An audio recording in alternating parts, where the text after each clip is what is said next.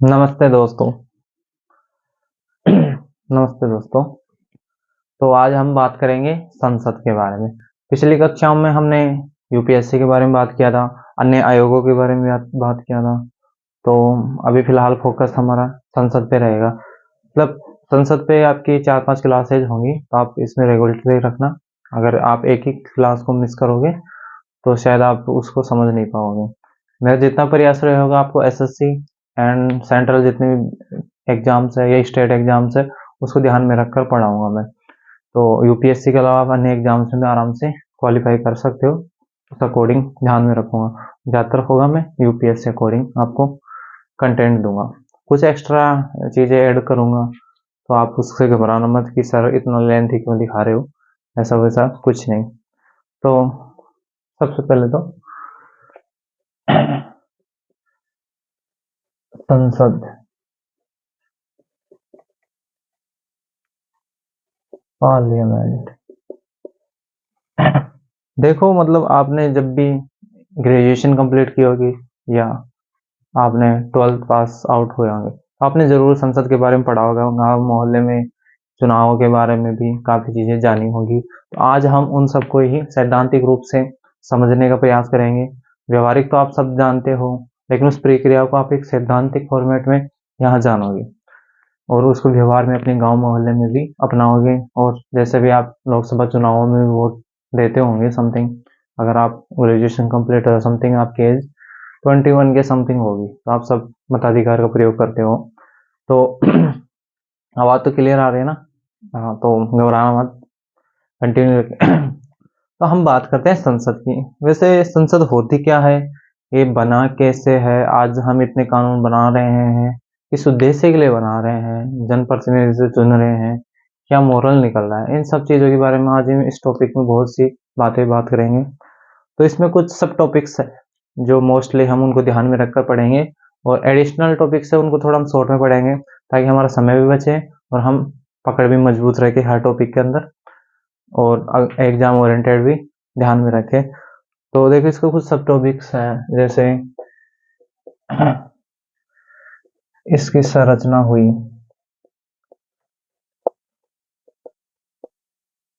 कार्य एवं शक्तियां हो गई, सीमाएं हो गई। वैसे संसद में सीमाएं नहीं होती बट फिर भी देखते हैं। विशेषाधिकार हो गए,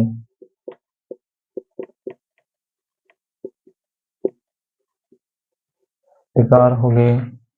विशेषाधिकार के बाद में राष्ट्रपति, जो अलग टॉपिक में पढ़ेंगे हम एक अच्छे से उसको, क्योंकि वो मेन पार्ट है। राष्ट्रपति के साथ में प्राइम मिनिस्टर की, इसको भी ध्यान रखना। दोनों को हम थोड़ा विस्तृत पढ़ेंगे, इसलिए मैं थोड़ा इनको सब टॉपिक्स में जोड़ रहा हूँ ऐड। शक्तियाँ हो गई, विशेषाधिकार शक्तियाँ होगा, और जैसे वेतन भत्ते क्या क्या हैं। और एक सब टॉपिक और है इसमें, वो है वित्त, फाइनेंस या बजटिंग। बजटिंग समझ लो या बजट समझ लो, एक ही बात है। वैसे बजटिंग अच्छा रहता है, विथ फाइनेंस।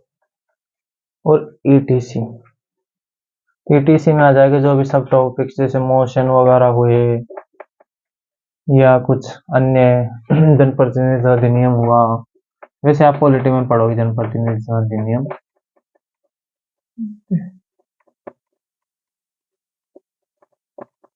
तो ये कुछ टॉपिक्स हैं जिनके बारे में हम इस टॉपिक में विस्तृत चर्चा करेंगे। तो आप इसको उतार लेना एक बार अच्छे से, ताकि आपके पता रहे सर तो कौन कौन से टॉपिक किस टॉपिक में क्या पढ़ा रहे हैं, तो आपको पता रहना चाहिए। उतार लो, ठीक है।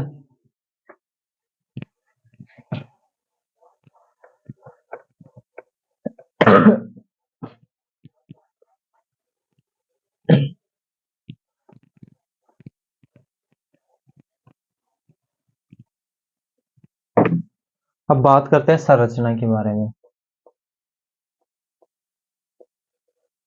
तो ये ध्यान रखना आप, संरचना। अब पहले बात कर लेते हैं पार्लियामेंट या संसद बनी कैसी है, संसद होती क्या है।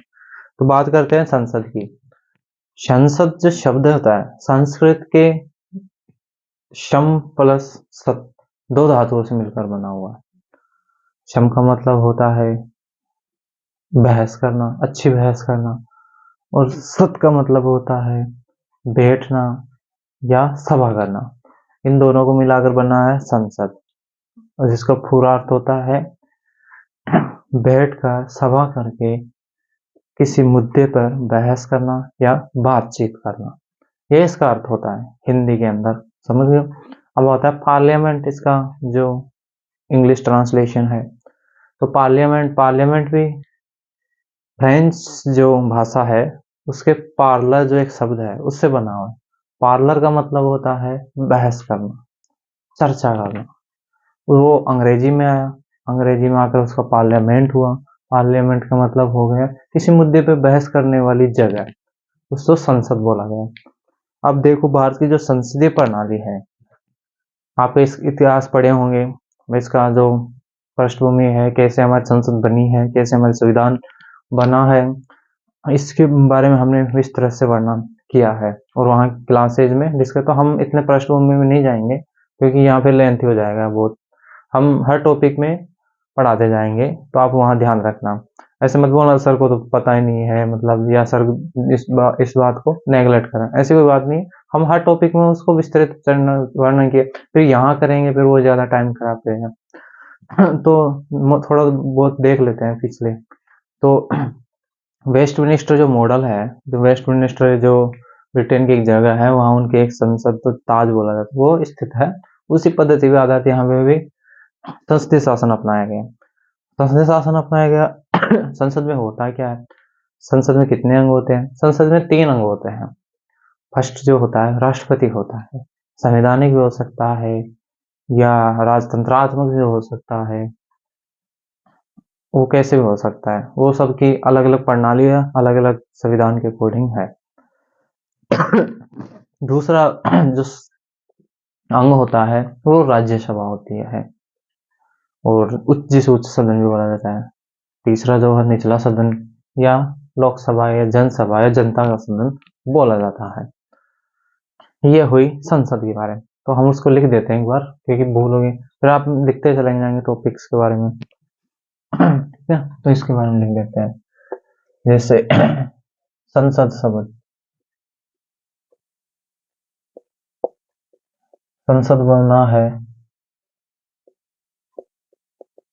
संस्कृत सम प्लस सत। सम का मतलब होता है अच्छे से बातचीत या चर्चा करना। लिखते चलना साथ के साथ में। सत का मतलब होता है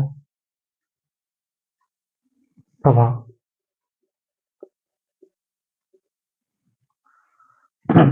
इन दोनों को मिलाकर बोला जाता है बहस करने वाली जगह। देश का हो गया। अब आता है अंग्रेजी रूपांतरण। छोटे छोटे क्वेश्चन होते हैं जो हमें कई बार नहीं आते हैं। तो ये बना है पार्लर। पार्लर शब्द है फ्रेंच भाषा का, फ्रेंच शब्द है पार्लर। इसका अर्थ होता है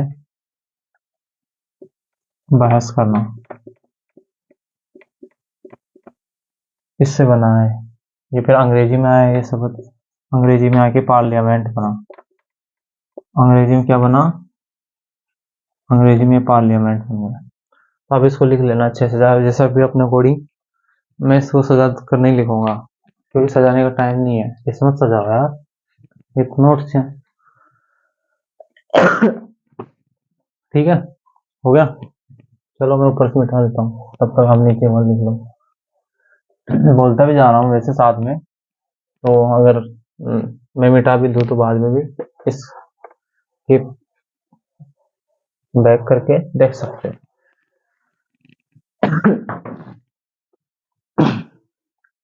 अब आता है संसद के जितने भी अंग है 3 है। पहला राष्ट्रपति, दूसरा उच्च सदन, लैंग्वेज समझ में आ रही है ना, बोलता जा रहा हूँ। तीसरा है निम्न सदन या निचला सदन। इसके 3 अंग होते हैं। अब बात करते हैं भारत के संदर्भ में। चलो लिख लो तब तक बोलते हैं।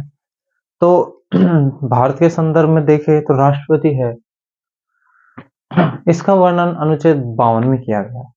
और जो संसद है, मैंने लिखा नहीं, आप लिख लेना, संसद का अनुच्छेद 79 में वर्णन किया गया। ये अनुच्छेद 52 में है। उच्च सदन 80 के अंदर है और निम्न सदन ये अनुच्छेद है। जरूर आप इसको नोट कर लेना, कोष्टक में लगाते रहना अनुच्छेद। तो अनुच्छेद 80 के अंदर किसका वर्णन किया गया? उच्च सदन का, और 81 में निम्न सदन का। अब बात की सर उच्च सदन होता क्या है? देखो, उच्च सदन का मतलब होता है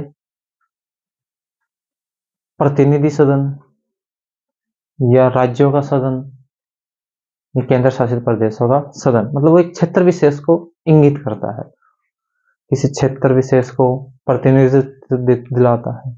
ये होता है उच्च सदन। दूसरा होता है निम्न सदन। निम्न सदन में क्या होता है कि जन प्रतिनिधि सदन होता है। इसमें जनता द्वारा चुने हुए प्रतिनिधि बैठते हैं, किसी मुद्दे पर बहस करते हैं, चर्चा करते हैं। और संसद क्या होती है? संसद एक जगह होती है जहां नीतियां बनाई जाती है, देश के लिए कानून बनाए जाते हैं, जरूरी मुद्दों पर बात होती है, बातचीत होती है। ये सब संसद होता है जो भी। अब बात करते हैं संसद के अपने आस पड़ोस के देशों में इनका नाम क्या है। संसद को अलग अलग नामों से भी जाना जाता है। कई मुख्य पावरफुल कंट्रीज है, उनमें इसको किस नाम से जाना जाता है, तो लिखते चलेंगे, साथ में बताते चलूंगा, एक बार नोट करते जाना।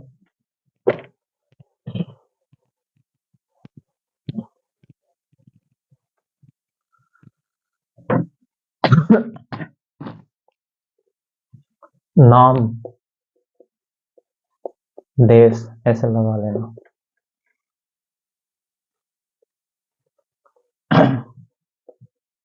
कांग्रेस, इतना सा तो आप थोड़ा बहुत आपको पता होगा कि कांग्रेस है जो अंग्रेजों की देन है। अंग्रेज आजकल अमेरिका में ज्यादा है ना, तो याद रखना कांग्रेस अमेरिका। दूसरा फ्रांस, फ्रांस में पार्लियामेंट, पार्लियामेंट नहीं पार्लियामेंट, ओके। चाइना अपना पड़ोसी, नेशनल पीपुल्स कांग्रेस, इधर भी कांग्रेस। रशिया, रशिया में क्या है इसका नाम? सॉरी एक मिनट,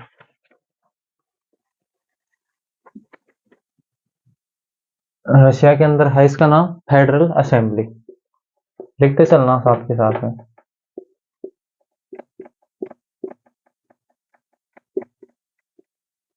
जरूरी टॉपिक होगा उससे मैं ज्यादा समझाऊंगा, जो ये जनरली है स्टैटिक्स है, तो इसको आप लिखते चलो समझने से। इसको याद करना पड़ेगा आपको वैसे भी। ये मेन कुछ कंट्रीज है, और ब्रिटेन का तो आपको पता ही है, क्या बोला जाता है? पार्लियामेंट, जहां से ये शब्द आया है। हिंदी में लिख लेना पार्लियामेंट। ये मुख्य कंट्री जो है 5 शक्तिशाली जिनके पास वीटो पावर, इनमें इनका नाम है। कांग्रेस बोला जाता है अमेरिका में, फ्रांस में पार्लियामेंट, चीन में नेशनल पीपल कांग्रेस, रशिया में फेडरल असेंबली और ब्रिटेन में पार्लियामेंट।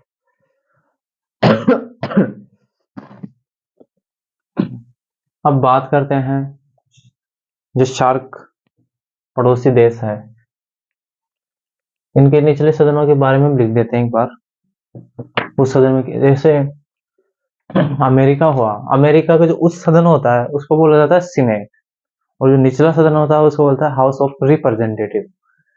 तो सीनेट लिख लेना ऐसे कॉम कोष्टक में, प्लस हाउस ऑफ, मैं शॉर्ट में लिख रहा हूँ ना, तो आप पूरा लिख रहे हैं हाउस ऑफ रिप्रेजेंटेटिव।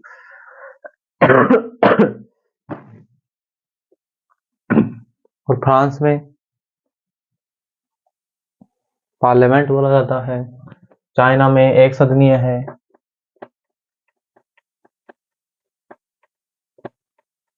रशिया के अंदर Duma, state Duma plus federation council.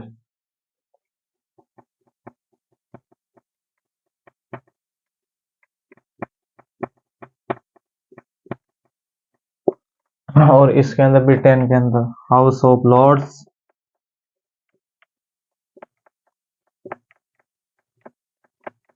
और हाउस ऑफ कॉमन। ये दो दो इसलिए लगाया ताकि आप इसको ध्यान में रखो, हाउस ऑफ कॉमन और हाउस ऑफ लॉर्ड्स। तो ये हो गया, नाम हो गए, लिखते चलना। अब कई बार क्या होता है ना, क्वेश्चन आ जाता है कि पड़ोसी देशों के बारे में ज्यादा पूछ लेता है। महत्वपूर्ण जो देश है उनसे ज्यादा शार्क कंट्रीज के बारे में पूछ लेता है। तो आप एक बार शार्क कंट्रीज के बारे में भी याद लिख लेना। जैसे अपन निठल्ला पाकिस्तान पड़ोसी एक देश है, तो उसमें है जो, सॉरी गलत हो जाएगा।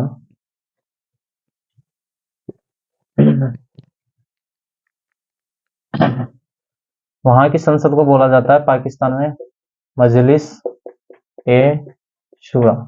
पता नहीं था ना, अब पता लग गया वो कैसे निठल्ले हैं। जब वहां शुरा किसको बोला जाता है अपनी भाषा में, शराब को। जब वहां के लोग ही ऐसे पीते रहेंगे तो समझ रहे हो ना, वैसे मतलब कुछ हो रहा था, है ना। मुझे उर्दू नहीं आती, तो आप इसको अलग तरीके से मत ले जाना। मैं कोई कम्युनिस्ट या नेशनलिस्ट नहीं हूँ ज्यादा, राष्ट्रवादी समझ सकते हो। मतलब राष्ट्रवाद एक तरह से गलत, मतलब गलत चीजों का सपोर्ट नहीं करता, मैं अच्छी चीजों का सपोर्ट जरूर करता हूँ। तो ये पाकिस्तान हुआ, जिसकी उस सदन हुआ उसको बोलते हैं नेशनल असेंबली,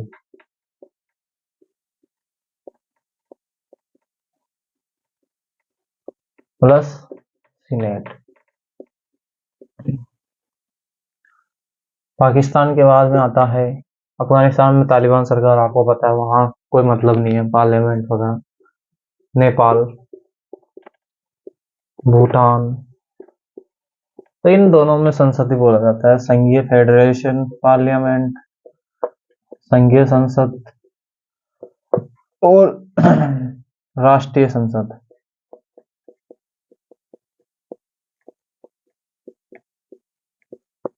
भूटान में, बांग्लादेश में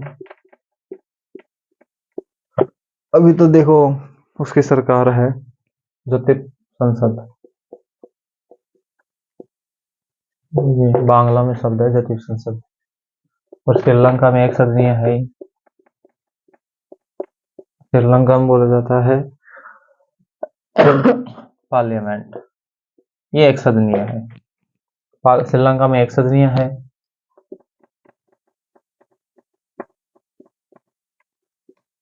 और बांग्लादेश के अंदर भी एक सदनीय है, सेम यहाँ भी यही हाल है।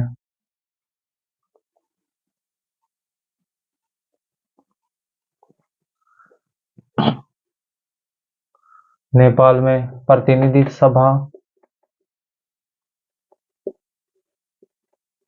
और राष्ट्रीय सभा।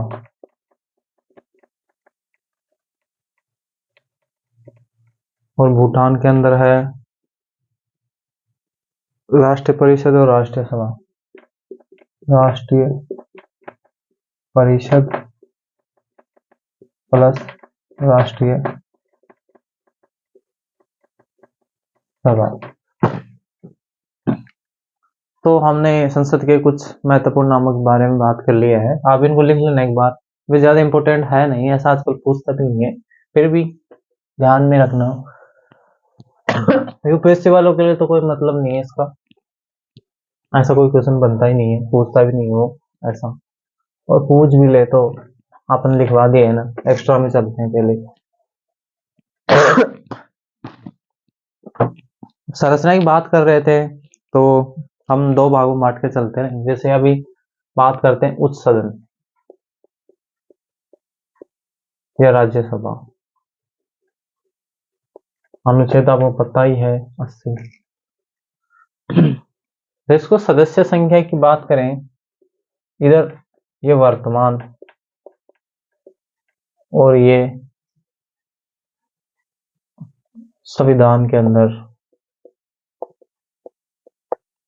बात कर सकते हैं वर्तमान में कितने। तो उच्च सदन है उसमें वर्तमान में जो है 245 है कुल टोटल, जिनमें 12 सदस्य मनोनीत है। कहाँ से? कला, साहित्य, विज्ञान, समाज सेवा इत्यादि। आप बच गए।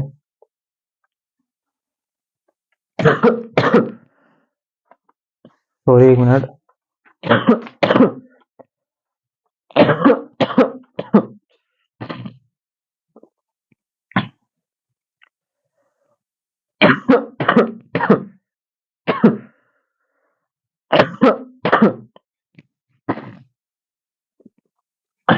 225 राज्यों से और 8 सदस्य हैं केंद्र शासित यूनियन टेरिटरी से।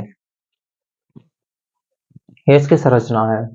तो उस सदन के अंदर वर्तमान में जो सदस्य संख्या है 245 है, जो 225 है वो राज्यों से है, 8 केंद्र शासित प्रदेशों से है, और 12 जो सदस्य हैं राष्ट्रपति उनको हर 2 साल, आप समझ रहे हो, 2 रिटायर्ड हो जाते हैं 2 साल, तो 12 सदस्य मनोनीत करता है। कला, साहित्य, विज्ञान, समाज सेवा, विद्वता इत्यादि आधारों पे वो करता है। वो किसी भी क्षेत्र से, राजनीतिक भी ले सकता है, कैसे भी ले सकता है, लेकिन वो 12 सदस्यों को मनोनीत करता है। ये वर्तमान की बात हो गई। और बात करते हैं संविधान, अधिकतम जो है सदस्य संख्या वो 250 निर्धारित की गई है टोटल।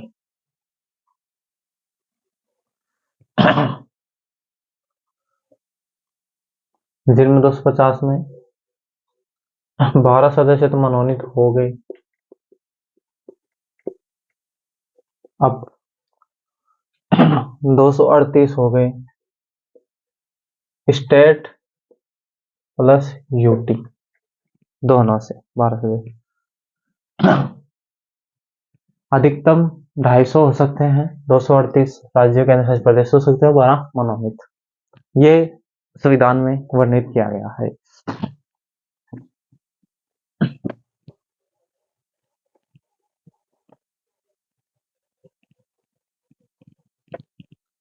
अब बात करते हैं निर्वाचन पद्धतियों की। निर्वाचन पद्धति की बात करते हैं तो इनका जो निर्वाचन होता है उच्च सदन के सदस्यों का, वो एकल संक्रमणीय मत पद्धति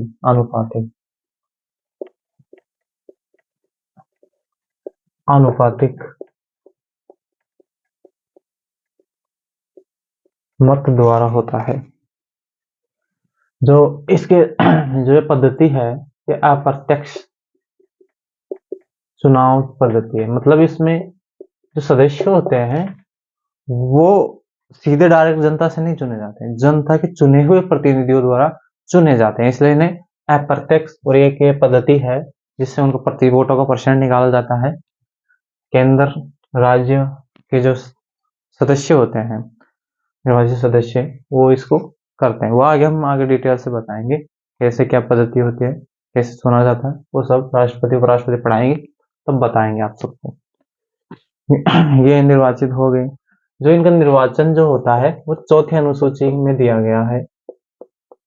आपको पढ़ाया है अनुसूचियों के बारे में, तो चौथी अनुसूची में इसका वर्णन किया गया है। तो इनकी सीटें है, निर्वाचन क्षेत्र है, उनका बंटवारा जो है, निर्वाचन जो क्षेत्र है,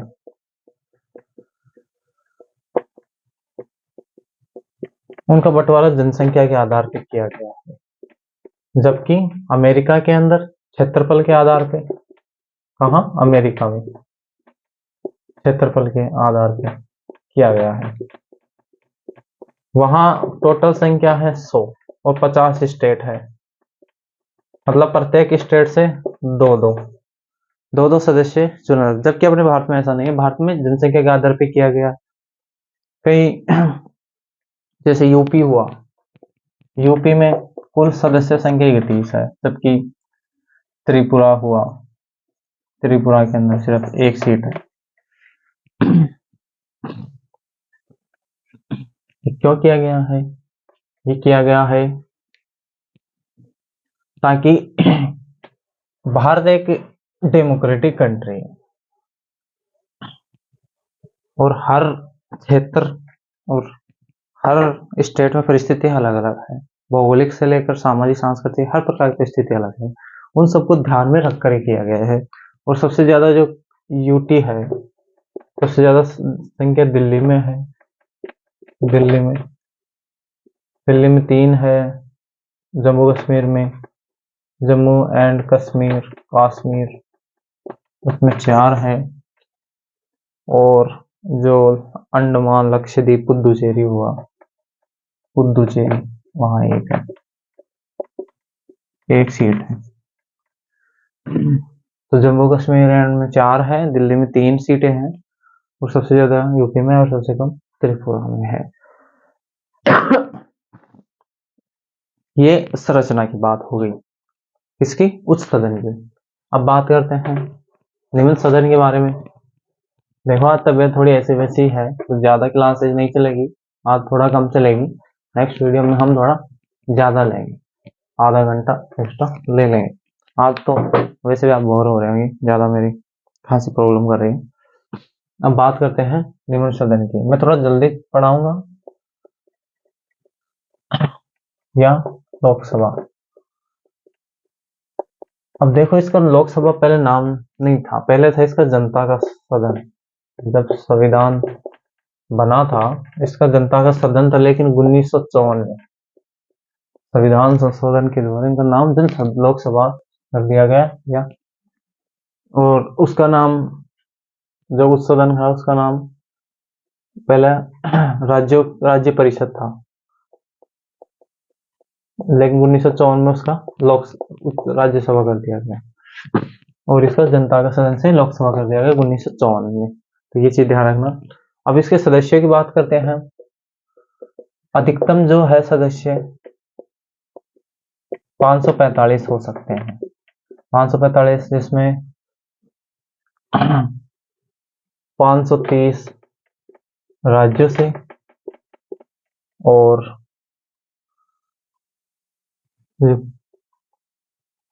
20 है, 550 सॉरी, अधिकतम 550, 20 है केंद्र शासित प्रदेशों से हो सकते हैं। पहले इनमें 2 सदस्यों को एंग्लो इंडियन समुदाय से निर्वाचित किया जाता था, लेकिन 104वें संविधान संशोधन द्वारा उनको हटा दिया गया। अब डायरेक्ट निर्वाचन होता है। और वर्तमान में जो है सदस्य संख्या 545 है, जिनमें 524 तो है राज्यों से,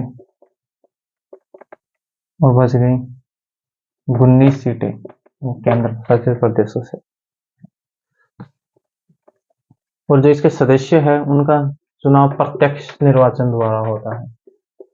प्रत्यक्ष निर्वाचन का मतलब होता है जिसको जनता सीधे वोट देकर चुनती है। आप अपने एमपी सांसद को चुनते हो ना, हाँ वही है संसद के, लोकसभा के सदस्य, वो भी संसद के अंग होते हैं, तो उनको प्रत्यक्ष जनप्रतिनिधि अधिनियम द्वारा चुना जाता है। तो ये सब हो गया। और सबसे ज्यादा सीटें सबसे ज़्यादा जो सीटें हैं वो यूपी में ही है, आप समझ रहे हो ना, 80 सीट है। और सबसे कम नॉर्थ ईस्ट के राज्य हैं उनमें है, एक एक है विचारों में। इसको असम को छोड़कर, असम में 14 सीट है ना, ये चीज ध्यान रखना। नॉर्थ ईस्ट का कोई भी दिखे ऑप्शन में तो टिक लगा देना। बस असम को मत लगा देना, असम, असम नॉर्थ ईस्ट में ज्यादा नहीं पड़ता, असम में 14 सीट है, तो ये चीज आप लिख लेना। आज की कक्षा को यही समाप्त करते हैं, नेक्स्ट वीडियो में बताएंगे हम इसके और भी डिटेल्स के बारे में। थैंक यू, धन्यवाद।